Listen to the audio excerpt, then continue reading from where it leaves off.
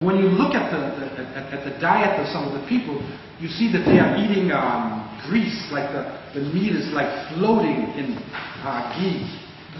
And so they eat this hot thing, and then when they finish eating that, then they drink a Coca-Cola. So you've got this grease in your stomach, and then you put in Coca-Cola. It's like cement. It's like you have created cement in your intestines. And so literally, although it's halal, nobody can say the food is not halal. But is it tayyib? Is it tayyib to drink Coca-Cola? I can remember being young and they took a tooth and they put it in a glass of Coca-Cola and they let it sit for a period of time and the tooth actually disintegrated. But we love Coke. And in some place they say, no brother, I want Coke Classic. I want Classic. That's the one. So that type of thinking has to change. That we, in our very diets itself, in our very consumption and how we approach the society just to eat, we have to change. For a long time, we thought that our religion only emphasizes how to pray and how to fast and how to give charity. But the Prophet Muhammad ﷺ, he was an example in all areas. And it came to really help us to have a more holistic understanding of life. So the verse is really saying, and it ends, and this is the interesting part, it's saying corruption has appeared on the land and the earth because of what humanity has done, and we will make them taste something of what they have earned in order that they would return to the path. لَعَلَّهُمْ يَرْجِعُونَ. And so returning to the path means that humanity should return to i'tidal, to the balanced lifestyle, and in its relationship, to the planet. And so this is why it is so important for Muslims to now reach out to other communities and to really look at the lifestyle of the Prophet Muhammad ﷺ, to do any acts of righteousness that can be done in terms of the environment. This is the great struggle. People look at political situation, economic situation. When the environment turns on us, all your politics and economics, it's over. And I can remember that when it was a tornado that struck in the southern part of the United States. And the journalist, she said, it is at this point of impact, when the tornado is striking, when the winds are blowing, we realized we have no power over this. We have no power over this. And so this is what is happening in different parts of the world. Those who have lived through the major calamities that are striking us now, especially in the last 10 years, they know better than we do. I was just recently in Malaysia and Singapore and with some of the people who were in the tsunamis. And when that struck, the force that they felt, they realized how serious the situation is. The president of the Maldives, President Abdullah,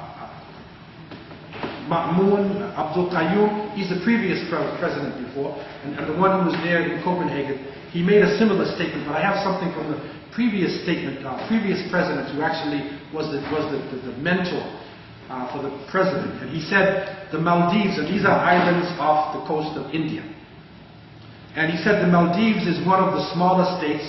We are not in a position to change the course of events in the world, but what you do or not do here will greatly influence the fate of my people.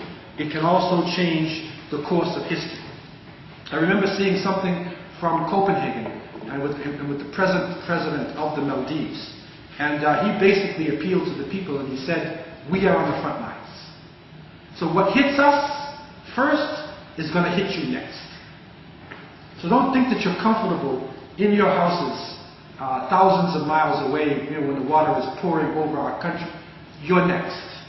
And so he put out a very serious appeal to the people at Copenhagen. Unfortunately, when we watched Copenhagen, they described it in the papers as Copenhagen at first, and then Copenhagen, and at the end Nopenhagen. That they couldn't agree.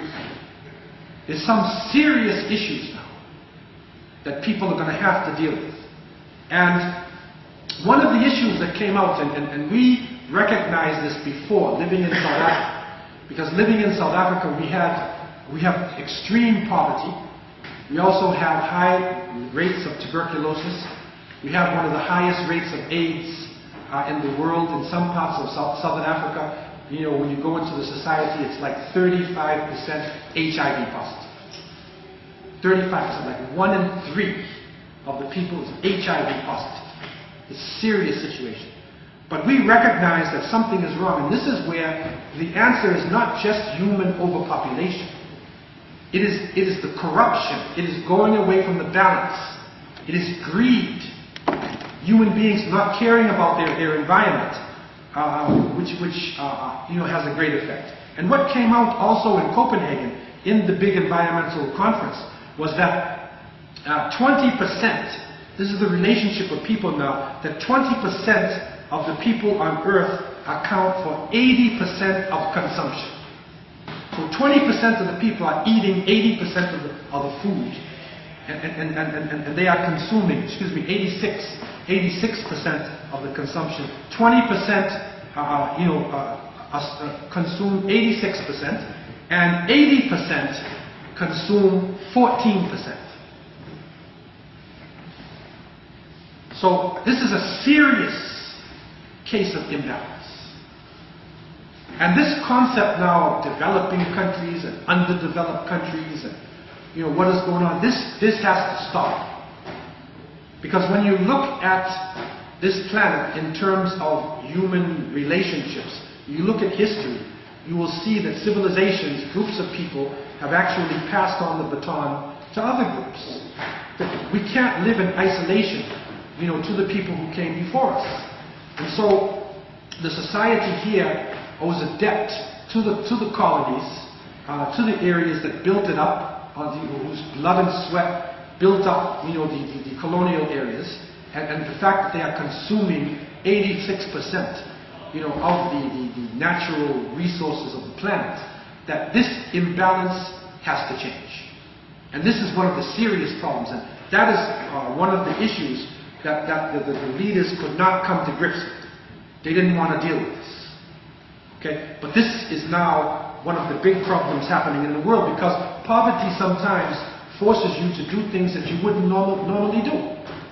Poverty sometimes would force you, you're living in a desert-like environment, there's only a few trees there, but you don't have any fuel. So you cut down the trees in order to have food, you know, fire so you can eat your food. You're forced to do things that you wouldn't naturally do because you don't have any alternative. So the empowerment of people, the human race beginning to look at itself in a holistic way and really sharing the wealth of the planet before it is too late, and that's not just money in a bank.